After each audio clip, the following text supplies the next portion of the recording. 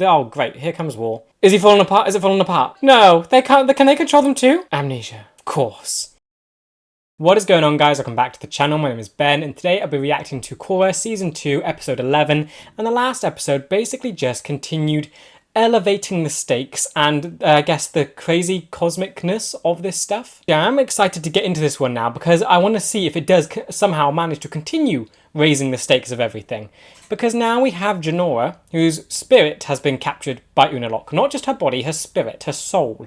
And he has the ability to destroy that, apparently. I don't know if that's true because he's the villain. He could be lying, but it seemed like he was doing something there. Yeah, going into this now, it's going to be very interesting to see how Tenzin and Korra work together, because I don't want them to divide again. That's what we had at the start of the season. I don't want like Tenzin to blame Korra. I just want them to work together to get Jinora out. I think this could be a good thing to bring them closer together, but I can kind of guess that it will obviously cause some friction. Tenzin put a lot of trust in Korra to keep his daughter safe, and now something has gone wrong, which I'm still not quite sure about, because her body went limp and she was meditating. So does that mean UNALAQ did something else after Korra left the spirit world? Yeah, aside from that main issue, you also have the whole thing where Korra still can't get to UNALAQ. She doesn't have bending in the spirit world if she just goes in as a spirit, meaning she has to go through one of the portals. That's going to be tricky since UNALAQ basically has both under lock and key, but that is obviously the next step for her. And then you also have the whole stuff going on with Mako and Varrick, which just feels like it's all still out of control. Mako's been locked up in prison. Varrick sort of has his way, and I'm just hoping that if we do go back to that plot now, because it's been a while, that Asami doesn't believe Varrick, and I'm really hoping that she does side with Mako, because it should be her story, and I'm hoping that that can center it back on her, because it's her company. She's the one that's trying to fight to save it, yet it's still somehow centering on Mako. Yeah, but then you still have the whole nonsense going on with Bolin, and I'm hoping for some development with him. If it does go back to Republic City stuff, I'm really hoping we can see some growth. You had the whole stuff with the relationship with Esko, which was it was funny, but if you look at it outside of comedy, it gets kind of weird. And you have him with the actress, and he can't understand reality between fantasy, and it's just, I hope that we get to see some growth there. I want to see him start improving. He's a funny character, I love him, I just want to see him get better. But yeah, as always, if you do enjoy this video, please remember to like and subscribe, as it really does help the channel to grow. And if you do enjoy my content and you want to help support the channel, I do have a Patreon, the link will be in the description. Over there I'm uploading these videos and the full reaction a week in advance. If that's something you're interested in, feel free to check it out. With that said, let's just dive on in. The mum doesn't know. This is going to be painful. Also, the other kids don't know. Where's Jinora? What now? Oh. Her spirit is trapped in the spirit world, but she's going to be all right. Yes, it's fixable. It's fixable. It was all my fault. I should have never let Jinora enter the He's blaming himself, not Korra. That's up here with that. I tried to save her, but UNALAQ tricked me. I'm not going to stop until our little girl is back safe with us. Good. That means they can work together. This can make their relationship stronger. They're not going to divide them. Thank you. You've got a visitor. Hey, Mako. And why is he dressed up? Oh, he's still with Varrick, isn't he? I'm on my way to the big finale for Nuktuk, hero of the... Still with it. Yeah, everyone's gonna be there, except for, you know, you... Do you believe what Varrick has said? Hey, I brought you something.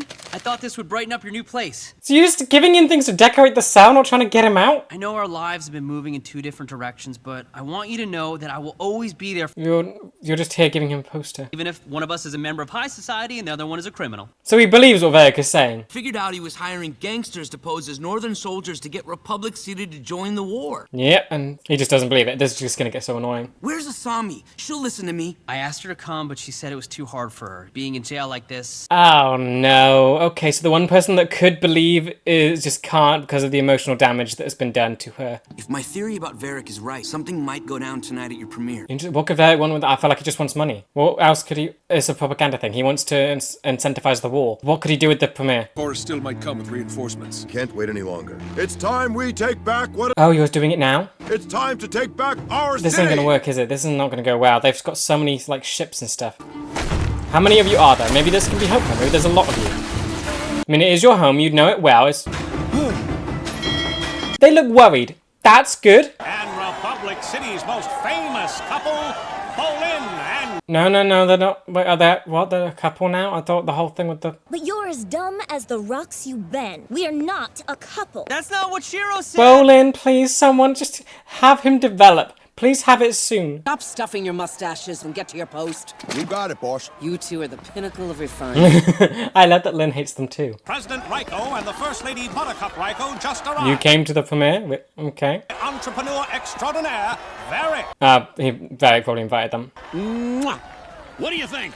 No expense has been spared. Is this all to convince the president? Is he using a propaganda film to try and convince the president to join the war? I took one look at your wife, and I knew that you were a man of exquisite... Oh, Varric is good. He has such a way with words, and it's brilliant.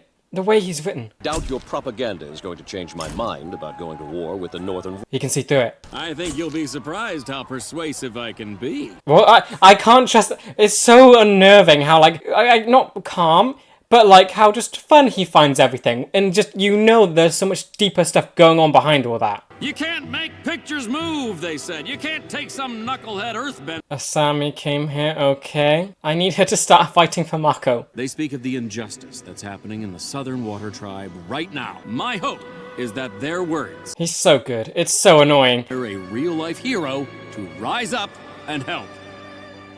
If he can manage to convince the people, there's not much the president can do. Because then he'd make himself the enemy of the people. How convincing is this going to be? Amazingly, with the power of his whistling, Nuktuk escaped. Okay, there, this just got way insane. Thank you, Wise Sage. I will travel to Republic City and seek help. Oh, is he actually going to have the president be a character in this? I'm just working on a cure for the common cold. No longer will my citizens suffer from the sniffles. Painting him in a good light, at least. I need your help to stop the evil UNALAQ. There's one thing I love doing, it's helping. This is so on the nose. Seal Lion seemed a bit far-fetched, but the portrayal of this president is right on the money. Oh dear, this is actually going to convince him. Varric is going to get his way. I think this is your best mover yet. I just wish Mako was here to see it. Come on, Bolin, please develop. Go help your brother and turn against Varric. Oh, great, here we go. Oh, wait, he's going to have the Northern Water Tribe attack the Premier to make it look... Oh, this is going to... Oh, great, here comes war. Oh, and the idiots. Oh, yeah, they're not going to help at all. I just try to shove the whole thing in my mouth at once. How are you, like, employed?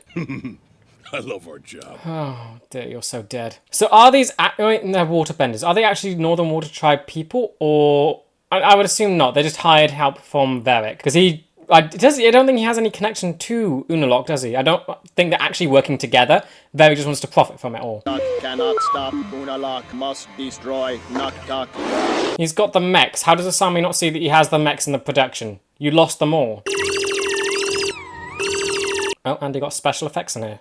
Looks like you forgot that water and automatons don't mix. He has the mechs. Come on, Asami. See that he has the mechs. They were all stolen. How does he explain that? We did it! But wait. The hand for the dog. Nook, no. Nook, no.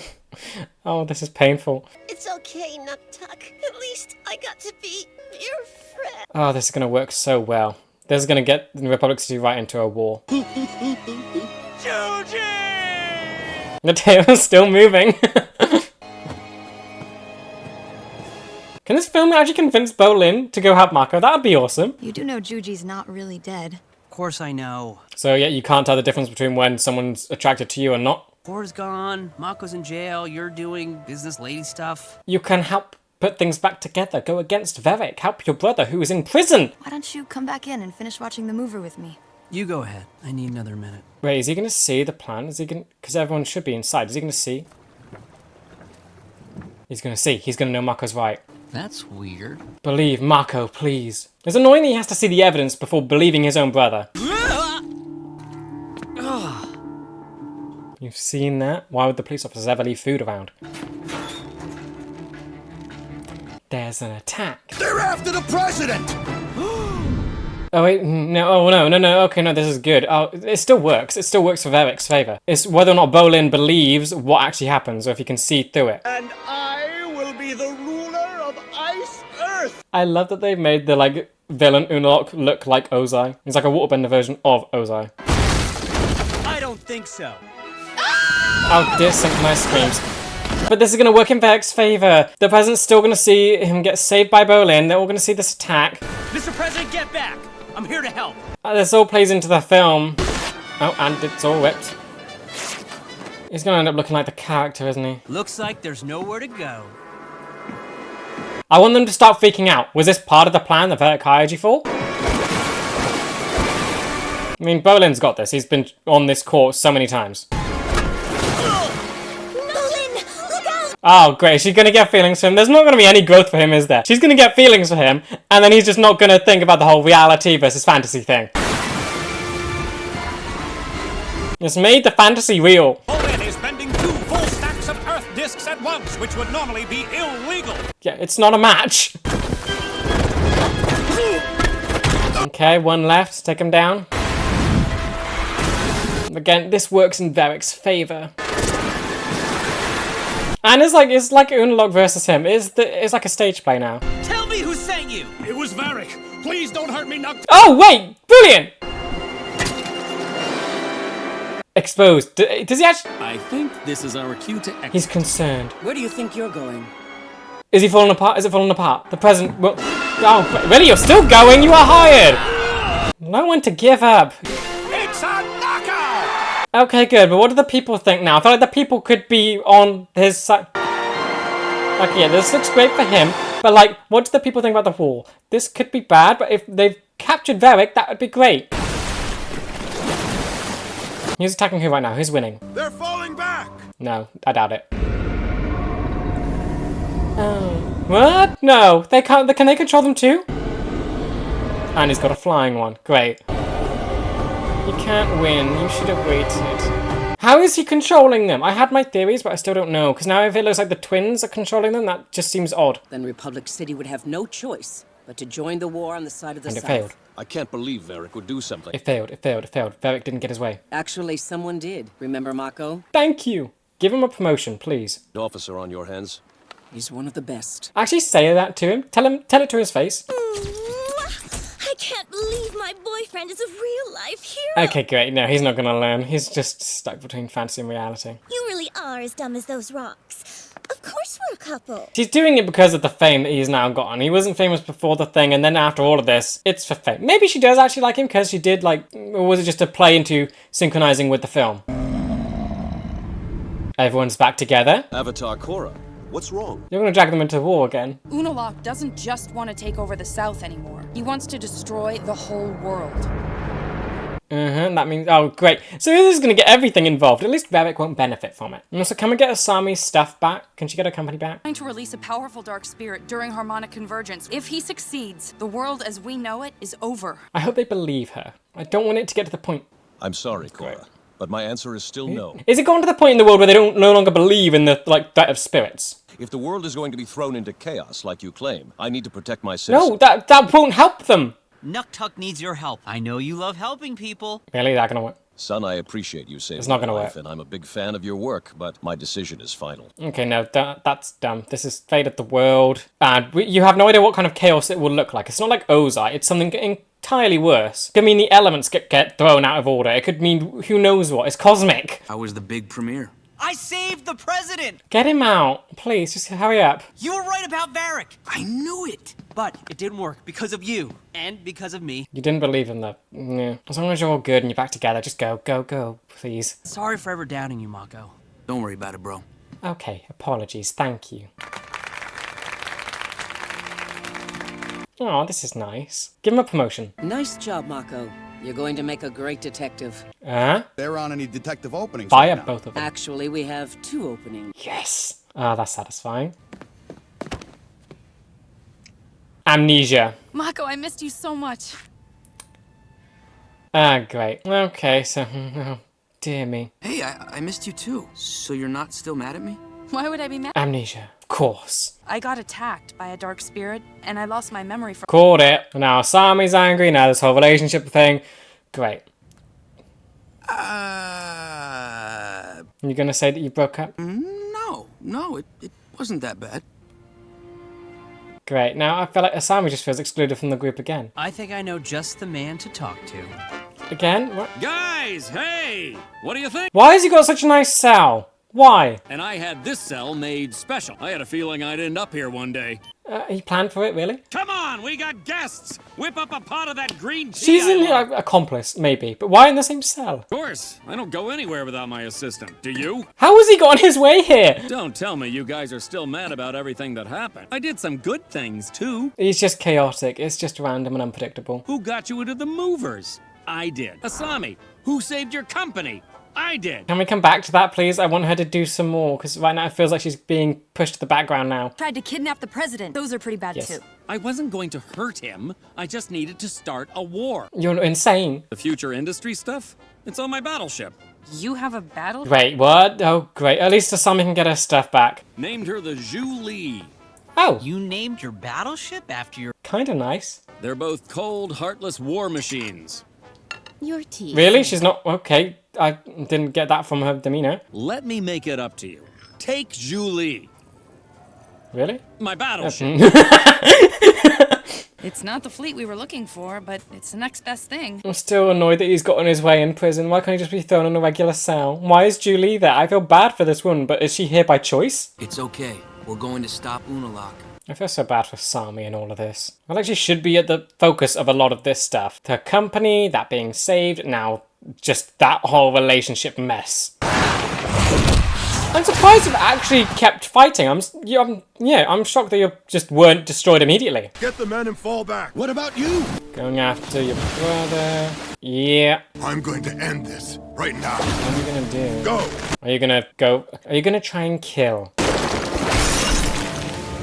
Yeah, the twins still working together. Maybe I still have hope for them. Looking for me?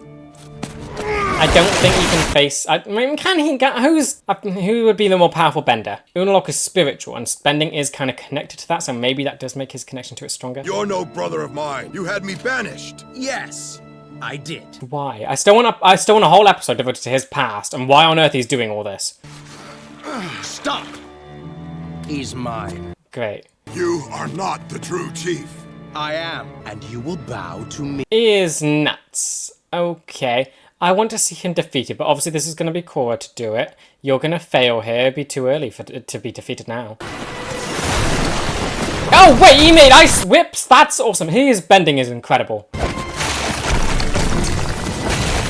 I love how different his style is to any other bender we've seen, like with water. You're just going to go for a straight up punch. Maybe that can work. It's not water bending. You actually got him. He can block it, martial arts. Oh, great. Alive, though. That's good. Please freeze him all. I'm not sure how that would... You've frozen only parts of him. Parts of him are sticking out of the ice. I don't think that's healthy. Wait, you're going for the kill?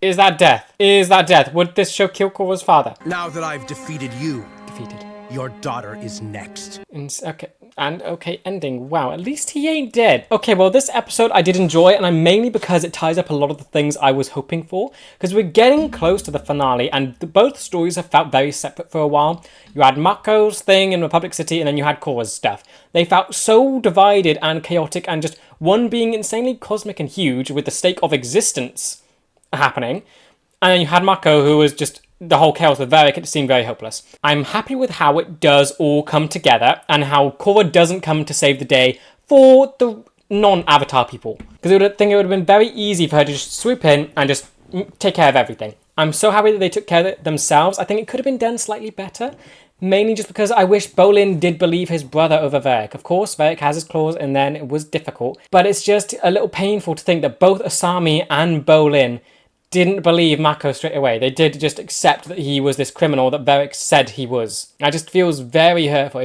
I feel like I want these guys to feel like a good succession to Aang's gang, and I don't think any of them would believe this type of thing about one another. Their connections feel so, I guess, weak in a sense, or weaker.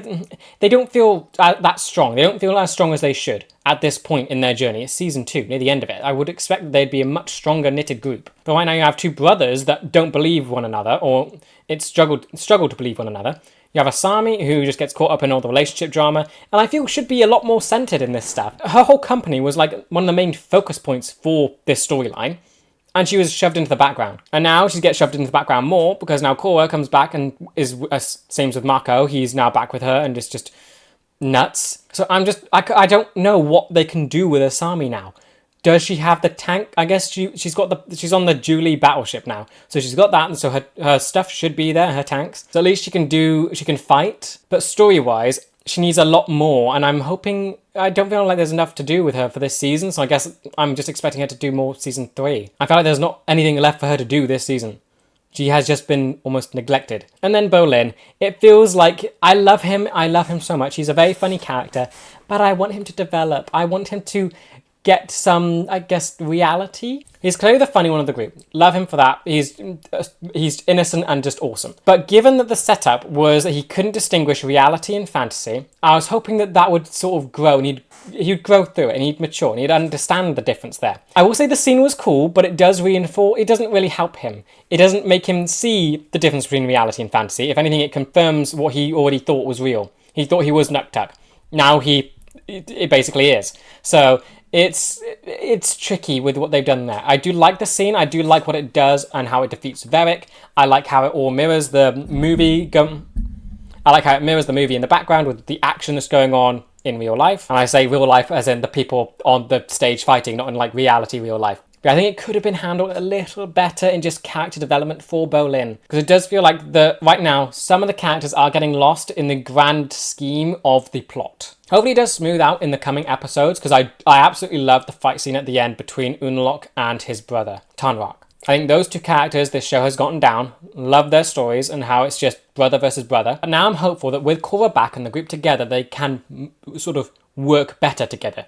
It could be that since they were all separated, they just were lost without each other. Now they're all back, I think things should start getting better. But of course, now that they're back together, you also have the relationship drama that comes with it all. I really wish the relationship drama was left out, because it could be so much smoother without it. You have Korra come back, she cements the group, brings them all back together, and they're no longer lost. They all start believing each other, they all start making each other better, rather than just being separated like they were. But now with Korra coming back, you have half of that, and half of it pushes Asami away, because now she's angry at both Korra and Mako. Or at least I think she's angry. I've just told that she doesn't really hang on to things, but then the face at the end looks like she's very angry. Probably angry at Mako. She probably isn't mad at Korra because Korra doesn't remember what happened. She's probably angry at Mako for basically just lying to Korra and saying that nothing happened and not reminding her, and choosing Korra over her and leaving out all the other things that happened. But yeah, I think I just like that this one does bring everything back together, because I like how this season has been hopping around places. And we've been following Korra sometimes, then Mako sometimes, and now it's all come back together. Because basically this one left off the Genoa thing. We had that be the ending of the last episode, and that didn't really change here. She's still stuck. So wait, oh, this is so confusing. So Genoa's spirit is still in the spirit world alone, being guided by dark spirits, because UNALAQ and the twins are in the mortal world. So she's just left there. She's the only one there. Can she not be free herself? I feel like she would be able to. What's keeping her prisoner while UNALAQ and the twins are outside? Guess we'll just have to get back into the spirit world to see what's happening to find that out. But yeah, story-wise, I think this half of the season is doing better than the start. It definitely feels like it's ramping up more. And I am looking forward to the final and just what this can do, because you're dealing with UNALAQ's now defeated his brother. So he has now full control over the North, including what was fighting against him. Now all that's left is Korra and the like Avatar gang and the Julie battleship. So that'll be fun. Of course, then you have the whole Varric plot, which I am very happy seems to have come to a close-ish. He's in prison. That's all I can ask for. And it seems like he's still useful in prison, so he probably isn't done. I'm just happy that he can't cause any more chaos. Maybe.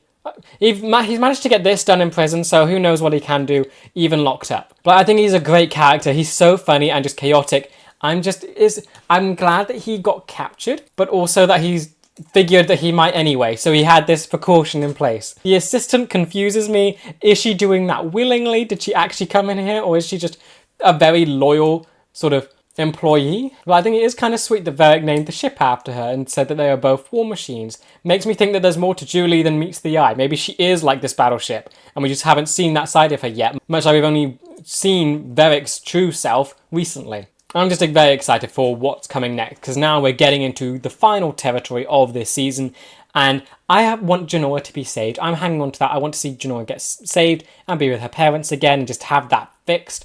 I'm hopeful that this brings Tenzin and Korra closer together, while also bringing the main group closer together. I'm hopeful that this season basically acts as trials and tribulation for the group, testing them as they're apart, so they can realise that to grow and be stronger, they need to stick together. That's what I'm hoping comes out of this season overall. So going into the final, I'm hoping that we get to see the full effects of them being back together and just see how stronger they are as a team. To begin, I did like this episode, but I do think some of the ways these storylines ended up could have been done differently to maybe be a bit more satisfying, unless it is for a larger purpose, which I'm yet to see. Mainly just seeing Mako's whole situation, that whole story. I just wish that Asami and Bolin believed in him and they took his word over Varric. It feels iffy that they had to go and see the evidence for themselves before actually getting him out of prison. And fight for him, they just left him there, which I just think is a little bit sad, but maybe that is because when these four are separated,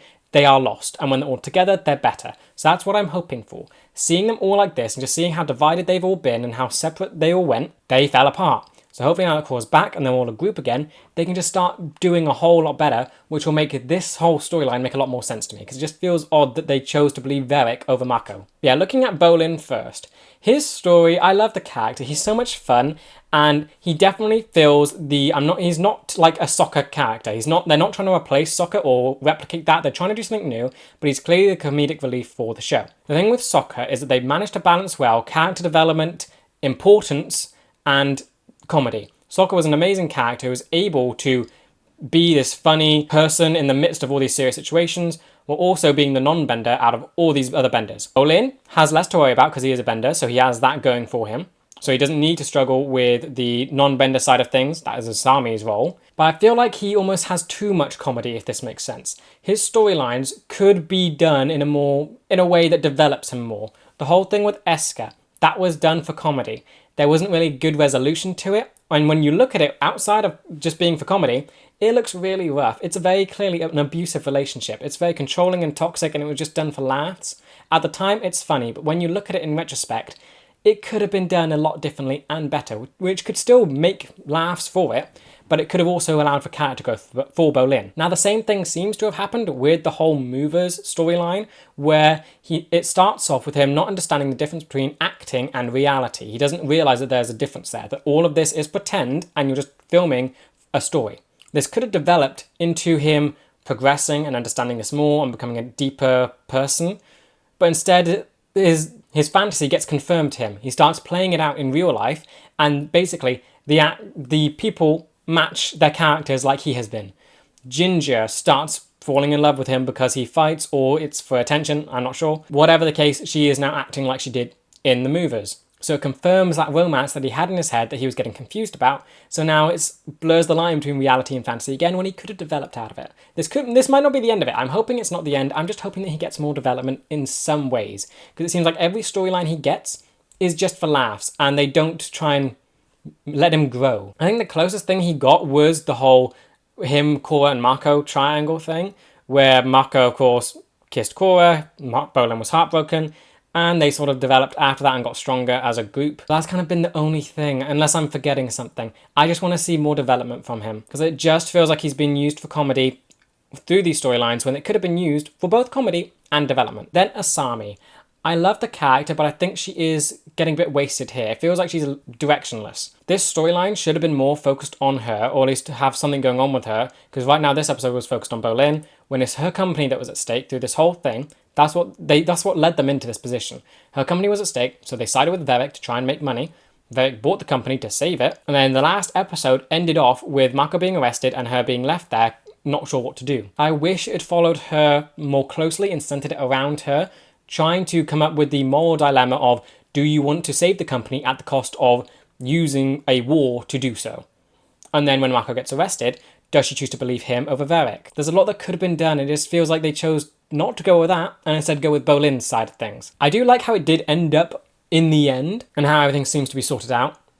And I'm just hoping that maybe by the end of this season, or maybe even just season 3, that she does get more to do and she does feel like a pivotal character. Because right now it feels like, again, that she's sort of regressed back into the side character with the main 3, which I don't want to happen. I want it to be up there with and a main 4. So hopefully during the final we can just see what she does for them, because that's another thing I'm trying to think about, considering how cosmic the threat is. What are Bolin, Mako, and Asami going to do against whatever's happening? So at least that could put Bolin, Asami, and Mako all in the same boat and just try and elevate Asami to that level. Then Mako. He didn't get a lot to this episode because he was in prison the entire time, which again, I think is just sad to think that no one tried to fight for him. They just let him stew there. They just let him rot, basically. They didn't try to free him. Like, we saw no attempt from Bolin or Asami to get him out. Lin seems to not care. She just didn't do anything. I feel like this could have been done more delicately to show the trickiness of the situation. Yes, this whole thing looks convincing, but maybe also show a bit more thought, or maybe try and fight to get him out. Should just show a scene with Bolin having a conversation with Lin about when he can get out. Is there anything they can do to speed it up? Like to have go over, or try and have Bolin fight to go over the evidence or something like this. But they just leave him there and they move on to the movers thing, basically forgetting about him until they realize, oh, he was right. Varric is trying to attack and do all this stuff. I think this just kind of points out that the group should be closer together by now. I'm hoping that this does mean that it's just because they were all separate. With Korra back and them all together, they should be stronger, but because she was gone and they were all going their separate ways, they became weaker and less connected. So I'm hoping that is the reason why this happened, and when they get back together, this can be a thing of the past. And this can be just an example of why they should stick together. So I think in the moment, it's a little disappointing, but it can be used for something better down the road. Then Varric, he has finally been caught out, which I'm so happy with.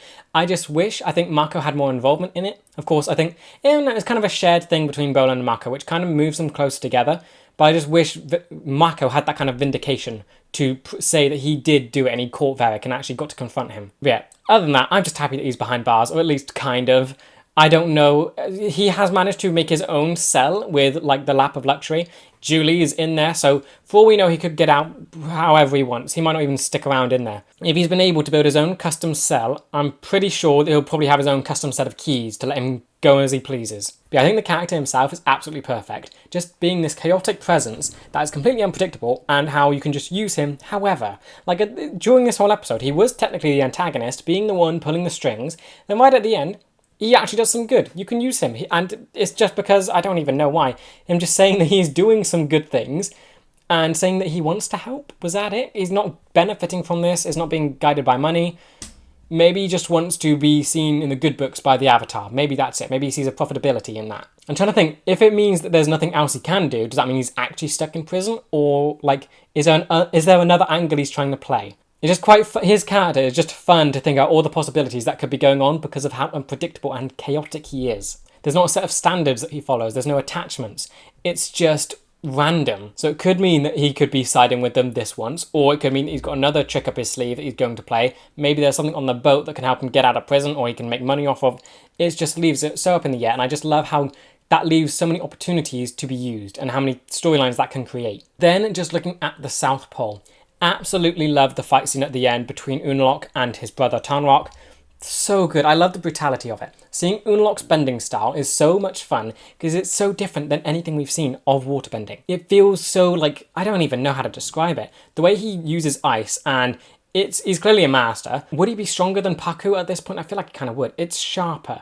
It feels refined and it feels almost delicate. He's using like the spiritual weirdness of what he did with spirits and putting it into his waterbending with how he's moving it all. There's such control over it, and it's not like he's just it's more frigid or rigid. Like waterbending itself is meant to be movable. It's meant to be just flexible and just go with the flow type thing.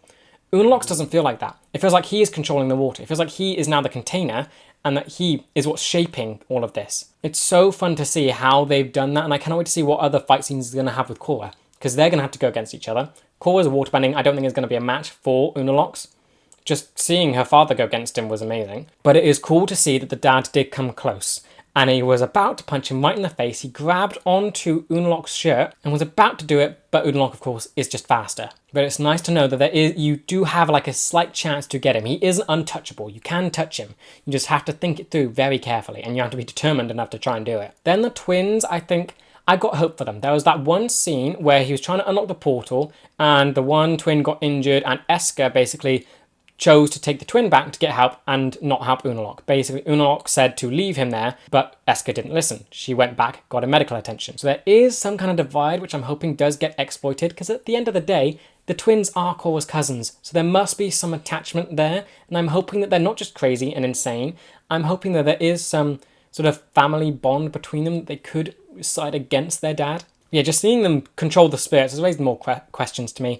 I don't get how he's doing that. I feel like it's because his motivations and emotions affect the spirits.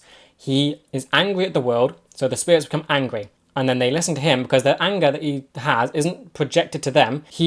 That anger that he has, it basically means that their goals align. His motivation becomes their motivation. They're like a mirror. So then they do what he says because then they share the same goal. But then how do the twins control them unless they weren't? I'm not quite sure. It just seems odd. I don't get, if they can, I don't get how. Because they're nowhere near. I would doubt they're as spiritually connected to them as UNALAQ is. But yeah, then looking at the dad. So that's a big issue. He has now been captured. He's been knocked out. He wasn't captured in ice. They released him from that with a giant punch.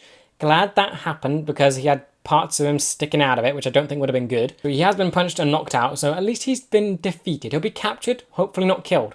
But then again, it's UNALAQ, and he was willing to destroy Janora's soul. So I imagine now he has 2 prisoners, Janora and Korra's father. So that gives him a lot of leverage. So that's going to be pretty difficult to deal with whatever happens next. Yeah, then looking at the structure of the story, I think this was definitely a good break. We didn't have any giant raising of the stakes, because that's what's been happening since episodes 7 and 8. Going into the whole cosmic idea of Vaatu versus Rava, the fate of the world, cosmic convergence, all of this stuff, it made it seem so huge, and then it seemed to get bigger. We went into the spirit world, we had Janora go missing, and not go missing, soul left her body, that whole thing. Now we have it sort of toned down, and it feels like it's a nice break before, I'm assuming, the craziness that is going to come next. And just looking at the structure as a whole, it just feels a little bit like it could have been done better. I feel like things could have been placed in the first half of this season, because it is a lot.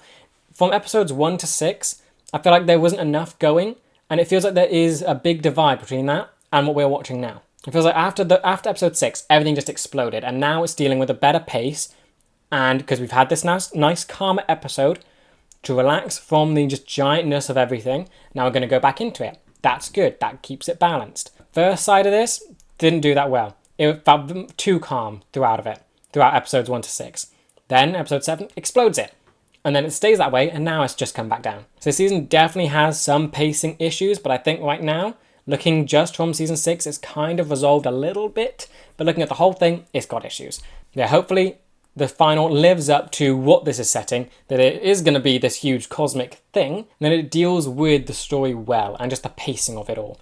Having to bring in Mako and Bolin and Asami's stories all together in this, because I still have no clue how they're going to try and fit them into all of this, because it feels so personal to the Avatar. I think that's something that should have been showcased a bit more during the start of this season. Have it be far more focused on the Avatar themselves, rather than the spirituality of it.